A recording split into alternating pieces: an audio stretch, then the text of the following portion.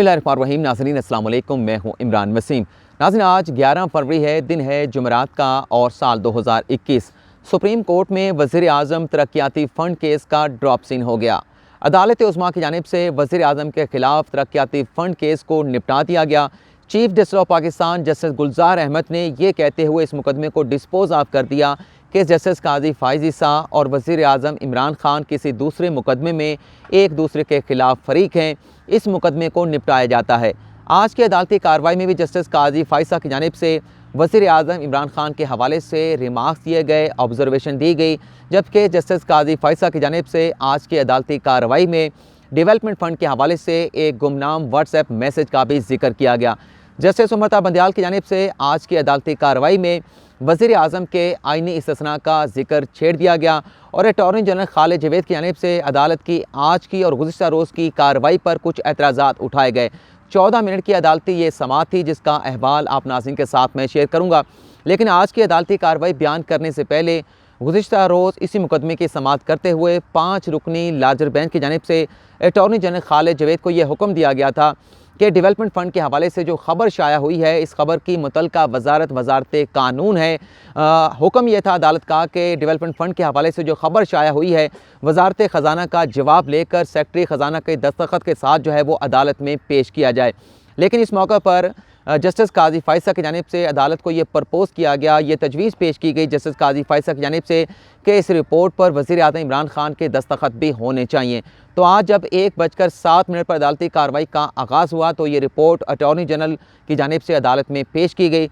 सबसे पहले तो अटॉर्नी जनरल ने अदालत से माज़रत की। माज़रत में अटॉर्नी जनरल का ये कहना था कि अदालत का हुक्म ये था कि ये रिपोर्ट मैंने गुज़िश्ता रोज़ ही अदालत में जमा करानी थी, लेकिन वज़ीर आज़म की मसरूफ़ियात की वजह से मैं इस रिपोर्ट पर उनके दस्तखत नहीं ले सका। तो आज इस रिपोर्ट पर वज़ीर आज़म के दस्तखत लेने के बाद ये रिपोर्ट मैं अदालत में पेश करता हूँ। अटॉर्नी जनरल इस रिपोर्ट को पढ़ना चाहते थे, लेकिन इस मौका पर जस्टिस उमर बंदियाल की जानिब से अदालती कार्रवाई में इंटरवीन किया गया। अटॉर्नी जनरल को मुखातिब करते हुए जस्टिस उमर बंदियाल का ये कहना था कि क्या वज़ीर आज़म को आइन के आर्टिकल 248 का इस्तिस्ना हासिल नहीं? क्या वज़ीर आज़म उस इस्तिस्ना के मुताबिक अदालत के सामने जवाबदेह हैं? अगर कोई ज़ाती मामला हो तो वज़ीर आज़म से जवाब मांगा जा सकता है, उनसे जवाबदेही की जा सकती है। लेकिन अगर ज़ाती मामला ना हो, वफाकी हुकूमत के अमूर हों, वज़ीर आज़म ऑफ़िस के अमूर हों, तो उस पर जवाब वज़ीर आज़म से नहीं मांगा जा सकता। उसका जवाब जो है फिर वज़ीर आज़म के सेक्रेटरी को ही देना होता है। इसके बाद जस्टिस उमर बंदियाल ने अटॉर्नी जनरल को मुखातिब करते हुए ये कहा, जो बड़ी अहम बात उनकी जानिब से की गई, कि गैर कानूनी हुक्म जारी ना करने दिया जाए। यानी कि justice Umar Bandial attorney general से ये कह रहे थे कि अदालत को गैर कानूनी हुक्म जारी करने ना दिया करें। तो इसका मतलब यह है कि कल जो हुक्म जारी किया गया, जस्टिस उमर बंदियाल ये समझ रहे थे कि जो वज़ीर आज़म से इस रिपोर्ट पर दस्तखत कराए गए, ये हुक्म जो है वो गैर कानूनी था। लेकिन जैसे अटॉर्नी जनरल का ये कहना था कि मैं अदालती समाअत पर कुछ एतराज़ात उठाना चाहता हूँ, आज भी उठाना चाहता हूँ। लेकिन जस्टिस काजी फ़ाइज़ा का ये कहना था कि अगर आपने एतराज़ात उठाना था तो ये एतराज़ आप कल उठा सकते थे, आज आप ये एतराज़ क्यों उठा रहे हैं? चीफ जस्टिस ऑफ पाकिस्तान की जानिब से यहाँ पर यह कहा गया कि चूँकि रिपोर्ट आ चुकी है वजारत ख़जाना की रिपोर्ट आ चुकी है डेवलपमेंट फ़ंड के हवाले से, तो एतराज़ जो है अटॉर्नी जनरल का उसे हम बाद में देख लेंगे, बाद में सुन लेंगे। पहले जो रिपोर्ट है वो हमें बताई जाए कि रिपोर्ट में इन डेवलपमेंट फ़ंड के हवाले से क्या बताया गया है। लेकिन जस्टिस काजी फ़ाइज़ा का ये कहना था कि अगर एतराज़ उठाना है तो कल उठाते, आज रिपोर्ट आ चुकी है तो फिर इसके बाद एतराज़ उठाने का मकसद या जवाब क्या है? अटॉर्नी जनरल ने अदालत के कहने पर वह रिपोर्ट अदालत में पढ़ के सुनाई। रिपोर्ट में यह बताया गया वज़ीर आज़म या वजारत ख़जाना की जानिब से कि वज़ीर आज़म और वफाकी वज़रा को किसी किस्म के डेवलपमेंट फ़ंड के हवाले से सवाबदीदी अख्तियारात हासिल नहीं है। पर्सनल स्पेसिफिक किसी किस्म के फ़ंड जो है वह मुख्तस नहीं किए गए। वजारत ख़जाना को मखसूस अरकान असम्बली को, मखसूस कानून साज़ों को किसी किस्म के डेवलपमेंट फ़ंड जारी करने के अहकामात जारी नहीं किए गए। अवामी फ़ंड जो है किसी अरकान असम्बली को नहीं दिए जा रहे। और जो ख़बर शाया हुई अंग्रेज़ी अखबार में, यह ख़बर गलत थी। इस जवाब में उस ख़बर की तरदीद कर दी गई और इस दस्तखत पर, उस रिपोर्ट पर पढ़ा गया अटॉर्नी जनरल खालिद जवेद की जानिब से कि रिपोर्ट पर वज़ीर आज़म के दस्तखत भी मौजूद हैं। इसके बाद चीफ जस्टिस पाकिस्तान ने कहा कि वज़ीर आज़म का बड़ा मुदल्लिल वाज़ेह जवाब आ चुका है, लेकिन सिंध हुकूमत का इस मामले पर जवाब क्या है? तो सिंध हुकूमत के एडवोकेट जनरल सलमान तालिब अदालत में पेश हुए। उन्होंने भी अपना तहरीरी जवाब अदालत में पेश किया, पढ़ के सुनाया कि सिंध हुकूमत की जानिब से भी किसी भी अरकान सूबाई असम्बली को किसी किस्म का तरक्याती फ़ंड जो है वो नहीं दिया जा रहा। इसके बाद जस्टिस काजी फायसा ने अपने व्हाट्सएप पैगाम का जिक्र किया। उनका यह कहना था कि मुझे गुज़िश्ता रोज़ जो है एक व्हाट्सएप मैसेज मौसूल हुआ किसी गुमनाम नंबर से, मैं सोर्स नहीं जानता, लेकिन उस व्हाट्सएप मैसेज में जो हुकूमत के इत्तेहादी एक जमात है NA 65 से उनका MNA है, उस हलके के लिए जो है वो भारी भरकम जो है वो डेवलपमेंट फ़ंड दिए गए हैं। क्या ये जो फ़ंड दिए गए हैं मुख्तलिफ रोड्स की तमीर के हवाले से, क्या ये फ़ंड आइन के मुताबिक हैं? NA 65 में नाजरीन जो काफ लीग है, जो शरीफ अपना चौधरी बरादरान है, उनके चौधरी सालेक हुसैन जो है वो NA 65 से कामयाब हुए थे। तो जस्टिस काजी फायसा ये कह रहे थे कि इस हल्के के हवाले से तरक्याती फ़ंड देने के हवाले से मुझे व्हाट्सएप मैसेज मौसूल हुआ, नहीं मालूम जो ये मैसेज किसकी जानिब से भेजा गया, और ये जो डॉक्यूमेंट्स मुझे भेजे गए हैं इस पर PWD ऑफिस के जो इंजीनियर्स हैं उनके दस्तखत भी मौजूद हैं।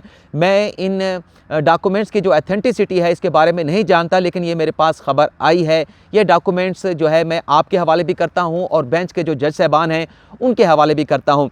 इसके बाद जस्टिस काजी फायसा की जानिब से कहा गया कि क्या ये जो डेवलपमेंट फ़ंड NA 65 गुजरात में जारी किए गए हैं या ये किसी को नवाजना नहीं है, क्या ये जो फ़ंड्स हैं अवामी जो पब्लिक फ़ंड्स हैं उससे नहीं दिए गए, हम किसी के दुश्मन नहीं हैं। जस्टिस काजी फायसा की जानिब से कहा गया कि या ना ही यहाँ पर किसी का मुकाबला हो रहा है, मामला यहाँ पर अवामी फ़ंड्स का है। जस्टिस काजी फायसा का ये भी कहना था कि ट्विटर पर मेरे खिलाफ ट्वीट्स की भरमार होती है।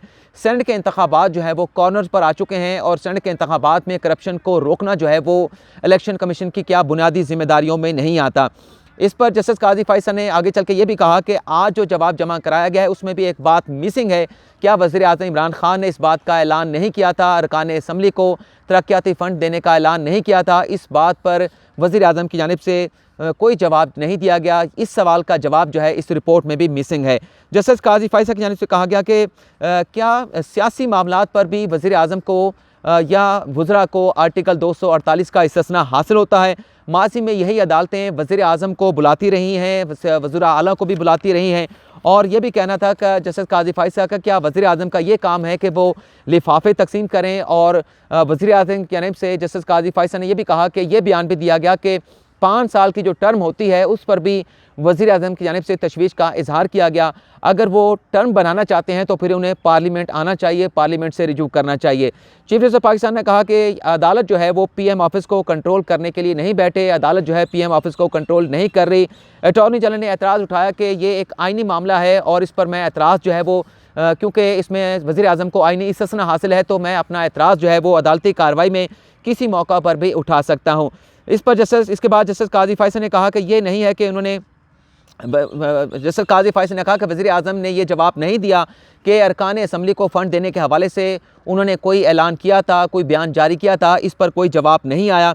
लेकिन चीफ जस्टिस ऑफ पाकिस्तान ने कहा कि पंजाब का जवाब भी आ गया, सिंध का जवाब भी आ गया और बाकी लोगों के जवाब भी आ चुके हैं जो बड़े वाज़ेह हैं, जिसके बाद अदालत ने जो है वो इस मुकदमे को डिस्पोज ऑफ कर दिया। और चीफ जस्टिस ऑफ पाकिस्तान ने, जैसे कि मैंने अपने वीडियो के आगाज़ में बताया, कि ये कहते हुए इस मुकदमे को डिस्पोज ऑफ कर दिया कि वज़ीर आज़म और जस्टिस काजी फायसा किसी दूसरे मुकदमे में एक दूसरे के खिलाफ फरीक हैं तो इस केस को डिस्पोज ऑफ किया जाता है।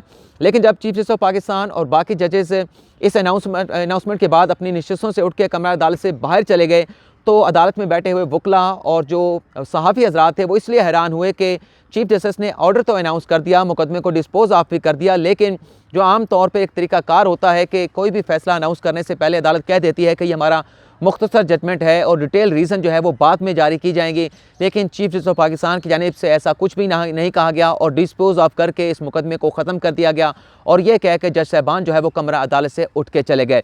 तो ये नाज़रीन थी आज की अदालती कार्रवाई का अहवाल। और अब जाते जाते एक छोटी सी बात आप नाज़रीन के साथ में शेयर करना चाहूँगा, डिस्कस करना चाहूँगा। कल जो इस्लामाबाद में हुआ, जिस तरह से सरकारी मुलाजमीन एहतजाज करने के लिए यहाँ पर पार्लियामेंट हाउस के सामने जाना चाहते थे, फिर जो हमने तसादम देखा, जो हमने झड़पें देखी सरकारी मुलाजमीन के दरमियान, पुलिस के एहलकारों के दरमियान, टीयर गैस का इस्तेमाल भी आपने देखा और जो शेल चलाए गए थे टीयर गैस के वो एक्सपायर भी थे। तो ये मनाजिर वही थे जो माजी में हम पीपल्स पार्टी या मुस्लिम लीग नवाज़ की हुकूमतों में देखते रहे हैं। लेकिन बात करने का मतलब ये था कि इससे पहले जब PDM ने इलेक्शन कमीशन ऑफ पाकिस्तान के सामने एक एहतजाज किया था, एक प्रोटेस्ट किया था, कोई हंगामा हमने नहीं देखा, क्योंकि वज़ीर दाखिला शेख रशीद ने बड़ी ज़बरदस्त किस्म की हिकमत अमली बनाई थी, पूरी एक्सेस दी गई थी PDM के लोगों को, PDM की सियासी जमातों को, और हमने देखा कि वो एहतजाज करने के बाद बड़े पुरअमन तरीके से यहाँ से वापस चले गए थे। तो इन सरकारी मुलाजमीन के साथ ऐसा क्यों हुआ कि ये तसादम हमें देखने को मिला, ये आंसू गैस का इस्तेमाल हमें देखने को मिला, ये झड़पें देखने को मिली, मुलाजमीन और पुलिस एहलकारों के दरमियान हमें तसादम देखने को मिली? इसका सीधा साधा मतलब ये है कि कल के वाक़े के हवाले से प्लानिंग जो है वो जिस भी कॉर्नर से की गई थी, जिस भी इदारे की जानिब से की गई थी, चाहे वो इस्लामाबाद की इंतज़ामिया की जानिब से की गई थी, चाहे वो वज़ारत दाखिला की जानिब से की गई थी, कल का इन मुजाहिरीन को, इन सरकारी मुलाजमीन के एहतजाज को डील करने के हवाले से नाकस प्लानिंग की गई थी।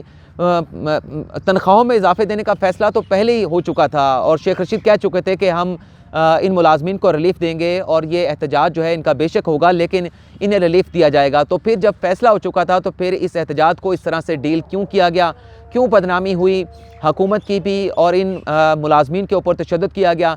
ये एक चीज़ जो है वो जवाब तलब है। इस पर देखें जवाब क्या आता है कि क्यों इनके ऊपर प्रोटेस्ट किया गया। नाज़रीन, अज़ान का आगाज़ हो चुका है। मैं जल्दी से आपसे इजाज़त चाहते हुए आपसे इजाज़त मांगूंगा और आखिर में यही कहूँगा कि पाकिस्तान ज़िंदाबाद।